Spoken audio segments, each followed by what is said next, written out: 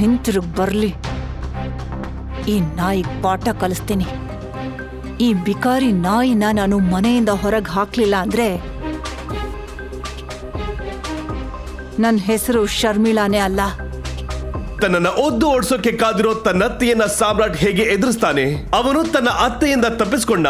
ಮುಂದೆ ಏನಾಯ್ತು? ಅಂದು ರಾತ್ರಿ ಸಾಮ್ರಾಟ್ ಬೆಂಗಳೂರಿನ ಅತಿ ದೊಡ್ಡ ಹೋಟೆಲ್ ಸಫೈರ್ಗೆ ಬಂದ. ಆದ್ರೆ ಲೋ ಕ್ಲಾಸ್ ನಿಲ್ಲೋ. ಅಡ್ರೆಸ್ ತಪ್ಪ ಬಂದಿದ್ಯಾ? ನಿನ್ನೆಲ್ಲ ಯಾರು ಒಳಗ್ ಬಿಟ್ರು? ಹೋಗೋ ಹೊರಗೆ. ಮೊದಲು ನಾನು ಹೇಳೋದನ್ನ ಸರಿಯಾಗಿ ಕೇಳಿಸ್ಕೊಳ್ಳಿ. ಈ ಹೋಟೆಲ್ ಅಕ್ರಮ್ ಸರ್ನ ಮೀಟ್ ಆಗೋದಕ್ಕಂತ ಬಂದಿದ್ದೀನಿ. ದಯವಿಟ್ಟು ಒಳಗ್ ಬಿಡಿ ನನ್ನ. ಸಾಮ್ರಾಟ್ ಹಾಕಿದ್ದ ಹಳೆ ಶರ್ಟ್, ಕಿತ್ತೋಗಿರೋ ಚಪ್ಪಲ್ ಎಲ್ಲವನ್ನ ಮೇಲಿಂದ ಕೆಳಗೆ ನೋಡಿದ ಸೆಕ್ಯೂರಿಟಿ. ನೀನು ಅಕ್ರಮ್ ಸರ್ನ ಮೀಟ್ ಆಗೋಕ್ ಬಂದಿದ್ಯಾ? ನಿನಗೆ ಬಾತ್ರೂಮ್ ತೊಳೆಯೋಕೆ ಯೋಗ್ಯತೆ ಇಲ್ಲ. ನೀನ್ ನೋಡಿದ್ರೆ ಗೊತ್ತಾಗುತ್ತೆ. ನಡಿಯೋ ಹೊರಗೆ. ಸರ್, ನಾನೊಂದು ಇಂಪಾರ್ಟೆಂಟ್ ವಿಷಯಕ್ಕಾಗಿ ಅವ್ರನ್ನ ಮೀಟ್ ಆಗ್ಬೇಕು. ದಯವಿಟ್ಟು ನನ್ನ ಒಳಗ್ ಬಿಡಿ ಸರ್, ಪ್ಲೀಸ್. ಅವನು ಮಾತಾಡ್ತಿದ್ರೆ ಅದನ್ನ ಸಹಿಸೋಕಾಗದೆ ಸಾಮ್ರಾಟ್ ಒಳಗೆ ಹೋಗಿ ಟ್ರೈ ಮಾಡಿದಾಗ ಏನ್ ಮಾಡ್ತಾ ಇದ್ದೀರಾ? ಗಾರ್ಡ್ಸ್ ಅವನನ್ನ ಒದ್ದು ಹಾಕೋಕೆ ನೋಡ್ತಿದ್ದಾಗ ಸಾಮ್ರಾಟ್ನ ಎಕ್ಸ್ ಗರ್ಲ್ ಫ್ರೆಂಡ್ ವೈಭವಿ ಹಾಗೂ ಅವಳ ನ್ಯೂ ಬಾಯ್ ಫ್ರೆಂಡ್ ಜಗನ್ ಬಂದ್ರು. ಸೆಕ್ಯೂರಿಟಿ, ಈ ರೀತಿ ಬಿಕಾರಿಗೆಲ್ಲ ನೀವು ಹೊರಗ್ ತಾನೇ ಊಟ ಹಾಕೋದು? ಪಾಪ ಹಸಿವಾಗ್ತಿದೆ ಅಂತ ಒಳಗ್ ಬಂದಿರ್ಬೇಕು. ನಾವು ಒಳಗ್ ತಿಂದಿದ್ರಲ್ಲಿ ಅಲ್ಪ ಸ್ವಲ್ಪ ಉಳಿದಿದೆ, ಅದನ್ನ ಕೊಡಿ ಅವನಿಗೆ, ಊಟ ಮಾಡ್ಕೊಂಡು ಹೋಗ್ಲಿ.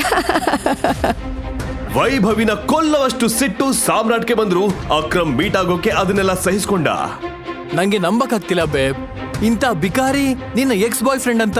ಜಗನ್ ಆಡಿದ ಮಾತು ಸಾಮ್ರಾಟ್ ಮನ್ಸಲ್ಲಿ ಜ್ವಾಲಾಮುಖಿ ಸ್ಫೋಟವಾಗುವಂತೆ ಮಾಡಿತು. ಸಾಮ್ರಾಟ್ ಒಂದು ಹೆಜ್ಜೆ ಮುಂದಿಡುತ್ತಿದ್ದಂತೆ ಹೋಟೆಲ್ ಗೇಟ್ ಬಳಿ ಐಷಾರಾಮಿ ಕಾರ್ ಬಂದು ನಿಲ್ತು. ಆ ಕಾರ್ ಬಂದ ತಕ್ಷಣ ಹೋಟೆಲ್ ನಲ್ಲಿದ್ದ ಎಲ್ಲಾ ಗಾರ್ಡ್ಗಳು ಅಲ್ಲಿ ಜಮಾಯಿಸಿದ್ರು. ಹೋಟೆಲ್ ಓನರ್ ಅಕ್ರಮ್ ಆ ಐಷಾರಾಮಿ ಕಾರ್ ನಿಂದ ಇಳಿದ. ಹೋಟೆಲ್ ಒಳಗೆ ಹೊರಟ ಅಕ್ರಮ್ ಕಣ್ಣು ಅಲ್ಲಿ ನೆರೆದಿದ್ದ ಜನರ ಮೇಲ್ ಬಿತ್ತು. ಅದರ ಬಗ್ಗೆ ಸೆಕ್ಯೂರಿಟಿ ಹತ್ರ ಕೇಳಿದಾಗ, ಮರ್ಯಾದೆಯಿಂದ ಹೇಳ್ತಿದ್ದೀನಿ, ಹೊರಟೋಗೋ. ಏನದು ಗಲಾಟೆ? ಸರ್, ನಿಮ್ಮನ್ನ ಮೀಟ್ ಆಗ್ಬೇಕಂತ ನನಗೆ ಕ್ಲಿಯರ್ ಮಾಡ್ತೀನಿ ಸರ್. ನಾನು ಎಷ್ಟು ಸಲ ಹೇಳಿದ್ದೀನಿ, ಈ ರೀತಿ ನನ್ನ ಹೆಸರು ಹೇಳ್ಕೊಂಡು ಬರೋರ್ನೆಲ್ಲ ಒಳಗ್ ಬಿಡ್ತೀರಾ? ಹಿಡಿದು ಹೊರಗಾಕಿ. ಅಣ್ಣ ಅಣ್ಣ, ನನ್ನ ಬಿಡಿ ಅಣ್ಣ. ಅಕ್ರಮ್ ಮಾತನ್ನ ಕೇಳಿ ಆ ಸೆಕ್ಯೂರಿಟಿ ಗಾರ್ಡ್ಸ್ ಸಾಮ್ರಾಟ್ ಅನ್ನ ಹೇಳ್ಕೊಂಡು ಹೋಗ್ತಿದ್ರೆ ಅಕ್ರಮ್ ಕಣ್ಣು ಸಾಮ್ರಾಟ್ ಕೈಯಲ್ಲಿದ್ದ ಉಂಗುರದ ಮೇಲೆ ಬಿತ್ತು. ಟೈಗರ್, ಸೆಕ್ಯೂರಿಟಿ ಸೆಕ್ಯೂರಿಟಿ, ಕೈ ತೆಗ್ರಿ ಅವ್ರ ಮೇಲಿಂದ. ಟೈಗರ್, ನನ್ನ ಕ್ಷಮಿಸ್ಬಿಡಿ. ಅದಾದ್ಮೇಲೆ ಅಲ್ಲಿ ನಡೆದ ಇನ್ಸಿಡೆಂಟ್ ಅಲ್ಲಿದ್ದ ಎಲ್ಲರನ್ನ ಬೆಚ್ಚಿ ಬೀಳಿಸ್ತು. ಉಂಗುರವನ್ನ ನೋಡಿ ಸಾಮ್ರಾಟ್ ಮುಂದೆ ಮಂಡಿಯೂರಿ ಕೂತ ಕೋಟ್ಯಾಧಿಪತಿ ಅಕ್ರಮ್. ಟೈಗರ್, ನೀವಾ? ನಾನು ನಿಮ್ಮನ್ನ ಸರಿಯಾಗಿ ಗುರುತಿಸ್ಲಿಲ್ಲ ಟೈಗರ್. ಸಿಟಿಯ ಅತಿ ದೊಡ್ಡ ಬಿಸ್ನೆಸ್ ಮ್ಯಾನ್ ಸಾಮ್ರಾಟ್ ಕಾಲಿಗೆ ಬಿದ್ದಿದ್ಯಾಕೆ? ಇಲ್ಲಿ ನಡೆದಕ್ಕೆಲ್ಲ ನನ್ನ ಕ್ಷಮಿಸ್ಬಿಡಿ ಟೈಗರ್. ಸಾಮ್ರಾಟ್ ಉಂಗುರದ ಹಿಂದಿನ ರಹಸ್ಯವೇನು? ಆ ರಹಸ್ಯ ಎಲ್ಲರ ಮುಂದೆ ಬಯಲಾಗುತ್ತಾ? ಮರುದಿನ ಸಾಮ್ರಾಟ್ ಸಾನ್ಯಾಗೆ ಊಟ ಕೊಡಲು ಅವಳ ಆಫೀಸ್ಗೆ ಹೋದಾಗ ಆಫೀಸ್ ತುಂಬಾ ಕೋಲಾಹಲ ಎಬ್ಬಿತ್ತು. ಅದೇ ಸಮಯಕ್ಕೆ ಎಂಟ್ರೆನ್ಸ್ ನಲ್ಲಿದ್ದ ಟಿವಿಯಲ್ಲಿ ಬ್ರೇಕಿಂಗ್ ನ್ಯೂಸ್ ಪ್ರಸಾರವಾಗ್ತಿತ್ತು. Business news.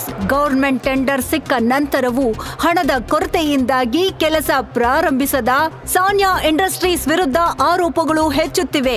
1 ಅಥವಾ 2 ದಿನಗಳಲ್ಲಿ ಕೆಲಸ ಪ್ರಾರಂಭಿಸದಿದ್ದರೆ ಕಂಪನಿ ದಿವಾಳಿಯಾಗಬಹುದು ಅಂತ ಕಂಪನಿಗೆ ಇನ್ವೆಸ್ಟ್ ಮಾಡಿದ ಇನ್ವೆಸ್ಟರ್ಸ್ ಕಂಪನಿ ಮೇಲೆ ಪ್ರೆಷರ್ ಹಾಕುತ್ತಿದ್ದಾರೆ. Guys, the numbers doesn't look good. ಈ ರೀತಿ ಹೋದ್ರೆ ಕಂಪನಿ ದಿವಾಳಿ ಆಗುತ್ತೆ. ನಮ್ಮ ಹತ್ರ ಅಷ್ಟೊಂದು ಟೈಮ್ ಇಲ್ಲ. We are in big danger. ಹೇಗಾದ್ರೂ ಎಸ್ಕೆ ಇಂಡಸ್ಟ್ರೀಸ್ ನ ಕಾಪಾಡಬೇಕು ಗೈಸ್. ಚಿರಾಗ್ ಸಾನ್ಯಾ ಸ್ನೇಹಿತ ಹಾಗೂ ಬಿಸ್ನೆಸ್ ಪಾರ್ಟ್ನರ್. ಸಾನ್ಯಾ ತನ್ನ ತಾತ ಶ್ರೀಕಂಠ ದತ್ತ ಅವರ ಸೂಚನೆಯ ಮೇರೆಗೆ ಕಂಪನಿಯ ಸಂಪೂರ್ಣ ಜವಾಬ್ದಾರಿಯನ್ನ ವಹಿಸಿಕೊಂಡಿದ್ಲು. ಅದರ ನಂತರ ಪಾರ್ಟ್ನರ್ ಆಗಿ ಬಂದ ಅವಳ ಸ್ನೇಹಿತ ಚಿರಾಗ್ ಅವಳ ಜೀವನ ಸಂಗಾತಿಯಾಗಲು ಬಯಸಿದ್ದ. ಆದರೆ ಅದಕ್ಕೂ ಮೊದಲು ಯಾವುದೋ ನಿಗೂಢ ಕಾರಣಕ್ಕಾಗಿ ಶ್ರೀಕಂಠ ದತ್ತ ಸಾನ್ಯಾಳನ್ನ ಬಡ ಡೆಲಿವರಿ ಬಾಯ್ ಸಾಮ್ರಾಟ್ ಜೊತೆ ಮದುವೆ ಮಾಡಿಸಿದ್ರು. ಸಾನ್ಯಾ ತುಂಬಾ ದುಃಖದಲ್ಲಿ ಚೇರ್ನಲ್ಲಿ ಕೂತಿದ್ಲು. ಅದೇ ಸಮಯಕ್ಕೆ ಅವಳ ಪಕ್ಕ ಕೂತಿದ್ದ ಕಂಪನಿಯ ಫೈನಾನ್ಷಿಯಲ್ ಆಫೀಸರ್ ಮಾರ್ಕೋ ಹೇಳ್ದ, ಸಾನ್ಯಾ, ಟೆಂಡರ್ ಫೈನಲ್ ಮಾಡೋಕೆ ನಮ್ಮ ಹತ್ರ ಇರೋ ಇನ್ವೆಸ್ಟರ್ ಹೆಲ್ಪ್ ಮಾಡೋದಕ್ಕೆ ತಯಾರಿಲ್ಲ. And balance sheet also doesn't look good. ಇದು ಹೀಗೆ ಮುಂದುವರೆದ್ರೆ ನಮ್ಮ ಕಂಪನಿ ದಿವಾಳಿ ಆಗೋದ್ರಿಂದ ಯಾರೂ ತಡೆಯೋಕ್ಕಾಗಲ್ಲ. Marco, you know very well, ಈ ಕಂಪನಿಯನ್ನ ಬೆಳೆಸೋಕೆ ತಾತ ಎಷ್ಟು ಕಷ್ಟಪಟ್ಟಿದಾರಂತ ನನಗ್ ಮಾತ್ರ ಗೊತ್ತು. ಅದೇ ಹೇಗೆ ಒಂದೇ ನಿಮಿಷದಲ್ಲಿ ಈ ಕಂಪನಿಯನ್ನ ಬಿಟ್ಬಿಡು ಅಂದ್ರೆ ಬಿಟ್ಬಿಡಕ್ಕಾಗುತ್ತಾ? ಏನ್ ಹೇಳ್ತಿದ್ದೀರಾ? Do you understand? ಹಾಗೆಲ್ಲ ಬಿಡೋಕ್ಕಾಗಲ್ಲ. ಯಾರಾದ್ರೂ ಏನಾದ್ರೂ ಮಾಡಿ. ಸಾನ್ಯಾ, ನಿಮ್ ತಾತ ಒಮ್ಮೆ ಅವರ ಹಳೆಯ ಸ್ಟ್ರಾಂಗ್ ಅಸೋಸಿಯೇಟ್ ಒಬ್ರೆ ಕಾಂಟ್ಯಾಕ್ಟ್ ಕೊಟ್ಟಿದ್ರು. ಅವ್ರನ್ನ ಬೇಕಾದ್ರೆ ಇನ್ವೆಸ್ಟ್ ಮಾಡೋಕೆ ಹೇಳೋಣವಾ? ಅಯ್ಯೋ ಸರ್, ದಯವಿಟ್ಟು ನಿಮ್ಮ ಹಳೆ ಕಾಲದಿಂದ ಅಪ್ಡೇಟ್ ಆಗಿ ಸ್ವಲ್ಪ ಈ ಕಡೆ ಬನ್ನಿ.